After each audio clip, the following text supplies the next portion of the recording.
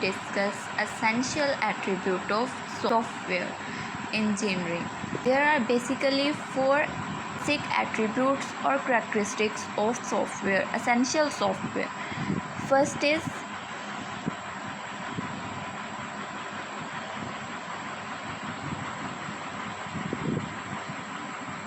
acceptability.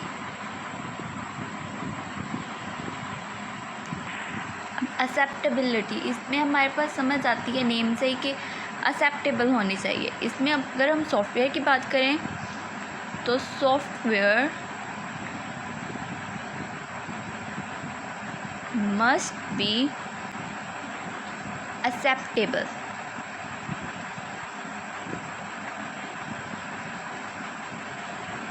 For user, for which it is designed. It must be understandable,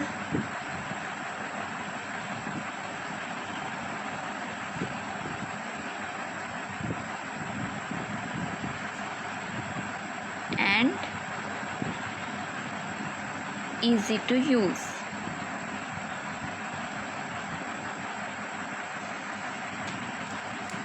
next second point जो है इसमें वो है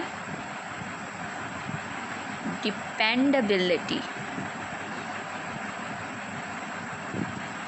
एंड सिक्योरिटी। अब डिपेंडेबिलिटी से हमारे जहन में आता है कि हम उस पर डिपेंड कर सकें, चीज़ पे जो हम डेवलप कर रहे हैं उस चीज़ पे हम डिपेंड भी कर सकें।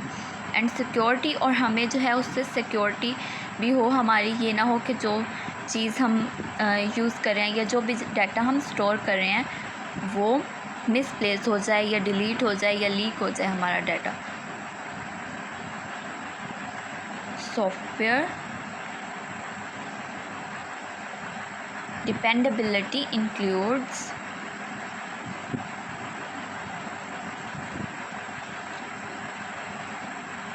reliability, security and safety। हमारे पास जो डाटा होगा वो रिलायबल हो, उस पर श्योरिटी हो कि ये डाटा जो है हमें मिल रहा है ये बिल्कुल एक्यूरेट है, और सिक्योर हो डाटा, और सेफ्टी भी उसमें प्रोवाइड की जाए डाटा के लिए कि उसको कोई हैक ना कर सके। Software has to be secure from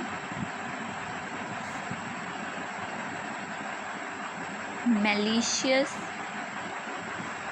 users, so they cannot access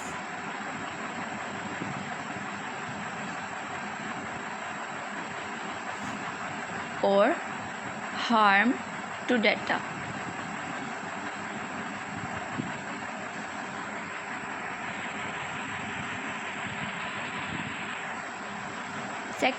third point है एफिशिएंसी। एफिशिएंट, इसका मतलब है एफिशिएंसी से कि एफिशिएंट होना चाहिए, जो भी हमारा सॉफ्टवेयर होगा वो एफिशिएंट होना चाहिए, उसको एफिशिएंटली वर्क परफॉर्म करना चाहिए और सारा काम जो है वो एफिशिएंटली करना चाहिए, और मेमोरी भी एफिशिएंटली यूज़ करनी चाहिए। सॉफ्टवेयर should not make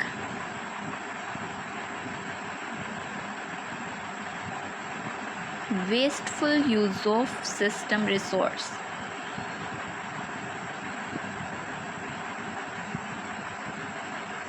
जो भी वो रिसोर्सेज यूज़ करे उनको यूज़फुल वे में यूज़ करे, जैसा कि एज मेमोरी,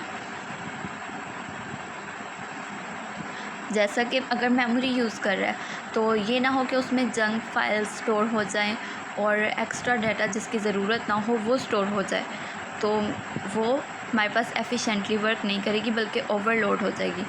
उसके अलावा प्रोसेसिंग टाइम,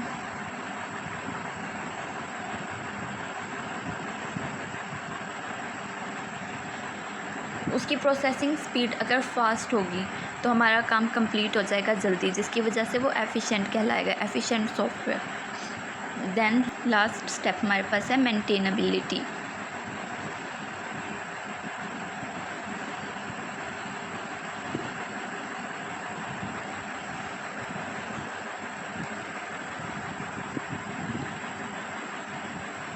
अब इसमें हमें मेंटेन करने की सॉफ्टवेयर को ज़रूरत पड़ती रहती है as time passes.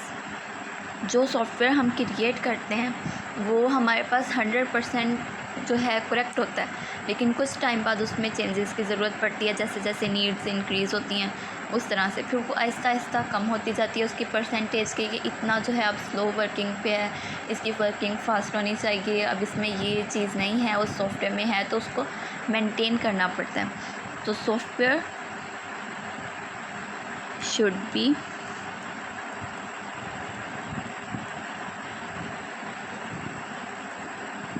written in such a way that it can evolve to meet the changing needs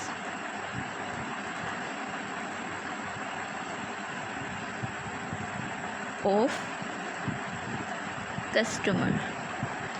अगर कोई कस्टमर चाहता है कि इसमें ये होना चाहिए, जिन्होंने यूज़ करना है वो अगर उसमें चेंजेस चाहते हैं तो उसको सॉफ्टवेयर को इस तरह से बना होना चाहिए कि जिस तरह की लोगों की डिमांड्स हैं उसके अकॉर्डिंगली उसको चेंज किया जा सके, और बिज़नेस एनवायरनमेंट के अकॉर्डिंग और लोगों की नीड्स के अकॉर्डिंग सॉफ्टवेयर्स बार बार चेंज होते रहें और इवॉल्व होते रहें। ये 4 बेसिक स्टेप्स हैं जिनके अकॉर्डिंगली जो है सॉफ्टवेयर जो गुड सॉफ्टवेयर डेवलप किया जा सकता है।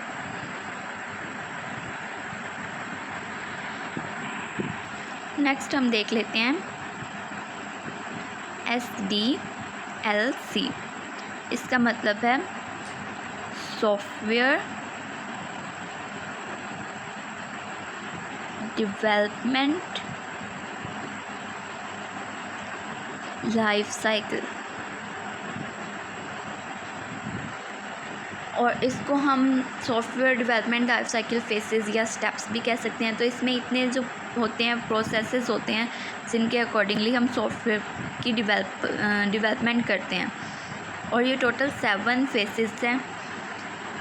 फर्स्टली जो है इसका फेस वो है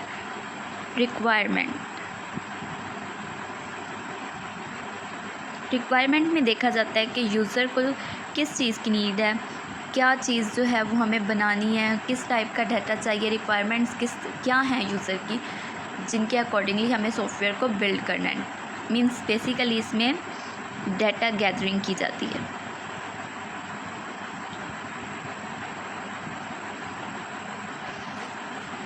देन आता है step data analysis. Data analysis में डिटेल स्टडी होती है, जो हमारे पास डाटा होता है उसकी, कि उसमें क्या बताया गया, उसकी डिटेल्स मज़ीद क्या हैं, और उसके अकॉर्डिंगली जो कस्टमर होता है उससे क्वेश्चंस किया जाता है कि आपको और इसमें क्या चाहिए, और ये चीज़ इस तरह से है और ये इस तरह से। तो ये डिटेल स्टडी होती है। उसके बाद डिज़ाइन बनता है जिसके अकॉर्डिंगली सॉफ्टवेयर बिल्ड होता है। इसको हम एल्गोरिथम भी कह सकते हैं, क्योंकि बेसिकली सॉफ्टवेयर मेकिंग से पहले, प्रोग्राम से पहले एल्गोरिथम्स राइट होते हैं। देन आता है डेवलपमेंट स्टेज।